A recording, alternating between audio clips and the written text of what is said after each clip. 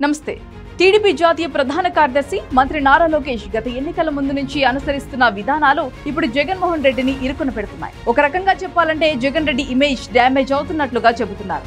అధికారంలో ఉండగా నారా లోకేష్ కమెంట్స్ ను అంతగా పట్టించుకోకుండా ఉన్న జగన్ ఇప్పుడు మాత్రం యువనేత అంటేనే హడిలిపోతున్న పరిస్థితి కనిపిస్తోంది. గత ఎన్నికల ముందు నుంచి నారా లోకేష్ రెడ్ బుక్ అనే పదం తన ప్రతి ప్రసంగంలోనూ వాడేవారు.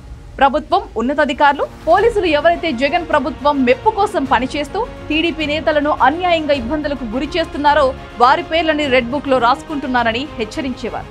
ఇంకా ప్రభుత్వానికి అనుకూలంగా ప్రజలకు ఇబ్బంది కలిగించేలా వ్యవహరిస్తున్న వారిని కూడా వదిలిపెట్టేది లేదని తన ప్రతి సభల్లోనూ రోడ్ షోలోనూ లోకేష్ వార్నింగ్ ఇచ్చేవారు. కట్ చేస్తే ఇప్పుడు జగన్ రెడ్డి ప్రభుత్వం 11 సీట్లతో ఏ పవర్ లేకుండా పడిపోయింది. లోకేష్ ఆనాడు చెప్పిన రెడ్ బుక్ అంటేనే హడిలిపోతున్న పరిస్థితి కనిపిస్తోంది. తమ నేతలపై ఏ కేసులతో ఎటువైపు నుంచి వచ్చి తమను జైలు పాలు చేస్తారో అని జగన్మోహన్ రెడ్డి వణికిపోతున్నారు. అందుకని లోకేష్ రెడ్ బుక్ గురించి నేషనల్ మీడియా వద్ద కూడా తన ఆందోళనను వ్యక్తం చేశారు.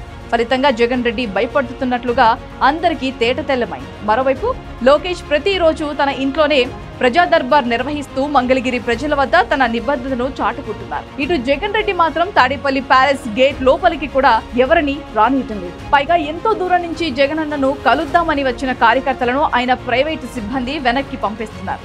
అంతటితో ఊరుకోకుండా వారి ఫోన్లు విసిరిపారేయటం, వైసీపీ కార్యకర్తలపై దౌర్జన్యం ప్రదర్శించడం వంటివి చేస్తున్నారు. దీంతో కార్యకర్తలు ఆగ్రహం వ్యక్తం చేస్తూ ఉన్నారు.